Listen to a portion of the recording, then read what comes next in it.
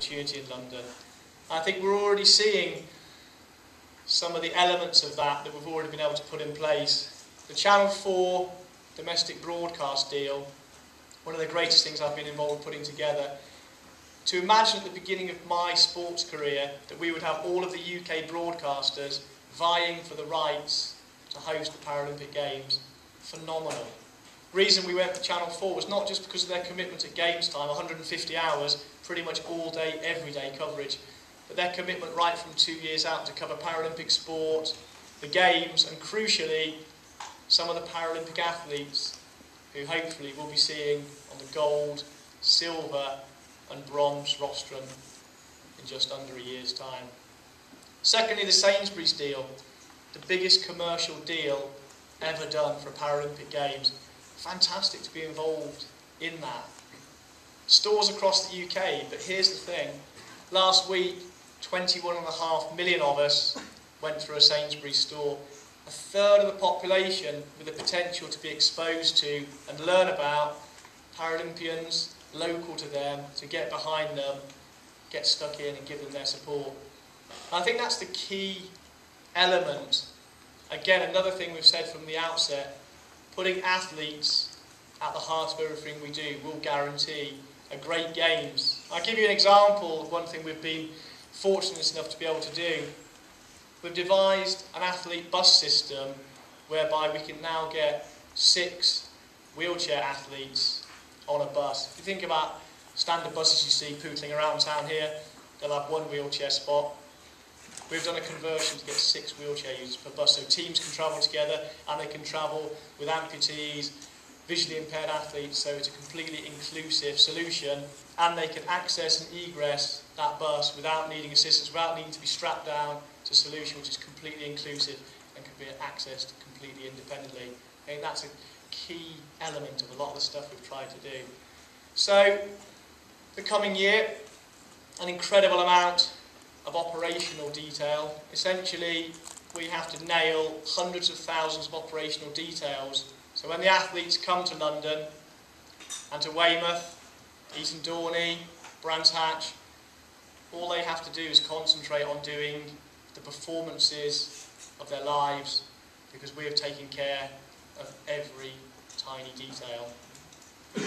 The other massive thing we need to do, though, is to truly engage the entire United Kingdom with these games.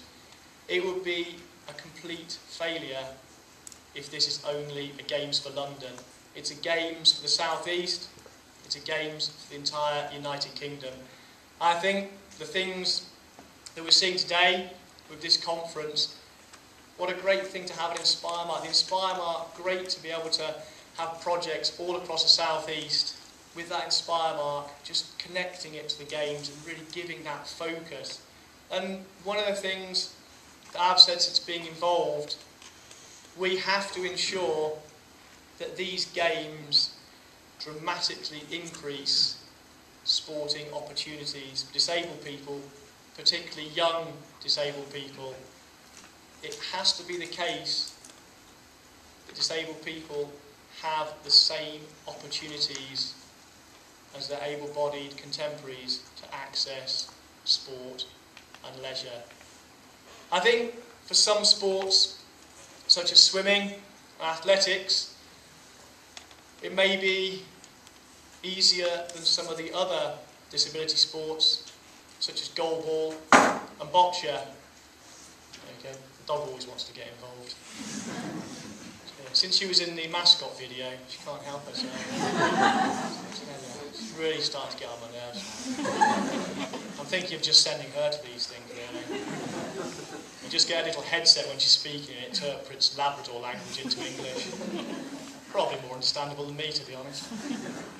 No, but some sports, goalball, boccia, you may not have come across it. Certainly the general public may not have come across it. But it's all about getting stuck in, getting involved, and just appreciating that it's not necessarily easy to get these opportunities out there, and certainly it's not necessarily easy to enable disabled people to be able to access those opportunities. So many other factors involved other than actually having the sport.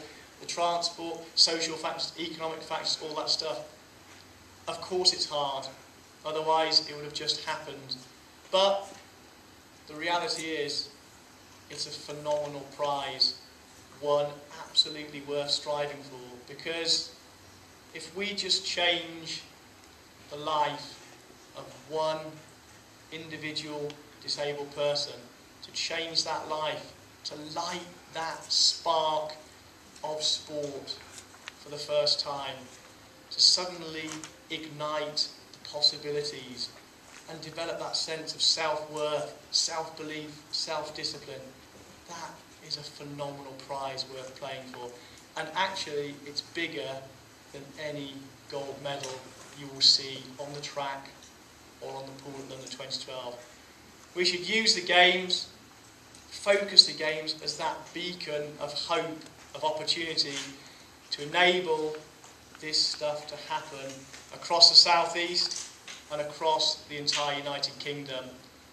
There's so many ways to measure success in this project, but one which I'm holding to is being able to stand in the autumn of 2012 and say we were truly able to deliver on our promise to make these everyone's Paralympic Games. And sport and the opportunity to access sport at that grassroots level is absolutely key to it. When I won in Barcelona, I knew absolutely in my heart that every medal was made up of thousands of tiny pieces. And they were the tiny pieces of every single person on my team who'd helped me right since I started with swimming. The central, important, fundamental coaches, teachers, friends, family, every single person who'd given that encouragement, and the people who'd first coached me, taught me when I started off as a young kid at Kidderminster Swimming Club. Every part of that gold medal, they absolutely had a piece of it, because without them, without you guys, people never even get to the start blocks. Be those start blocks at a Paralympic Games, be those start blocks at a county championships, be those start blocks at a club meet, or merely, and perhaps most importantly, the start blocks the first time someone steps into a swimming pool, onto a playing field, onto a running track. It's not easy, but it is absolutely achievable. An incredible prize, one absolutely worth playing for every single minute. I think if we can stand and say we were able to change the lives of disabled people through sport as a result of the Games, that is a phenomenal prize, one we should all be incredibly proud of.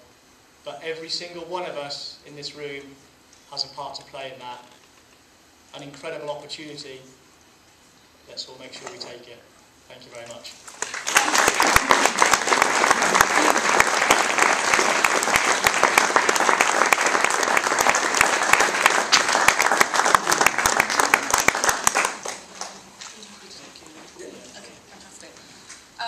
I understand Chris is happy to take some questions. I'm just going to check with our organisers. We're a little bit behind. We don't want to let you go, actually. I want to say thank you, first of all, for inspiring me, because you have, and I'm sure you've inspired everybody here today. I think that's true, isn't it? You're obviously a busy man, too, to come here today, but I reckon that somebody who can do 50 metres in 20 seconds, you shouldn't have too much trouble with all these 100,000 contractors and all of that kind of thing. I'd like to apologise, too, for my BBC colleagues from BBC Radio 4. I will feed that back up the chain. Don't worry, that'll be done. It was a long time ago. Well, that's all right then. I'd also like to say, from the point of view of all our keynote speakers here today, if you're frightened of public speaking, where does that leave us? And finally, I'd like to say too that I'm very glad that the embers that burnt when you were 14 have turned into a fire, because you're one very inspirational gentleman. Thank you very much.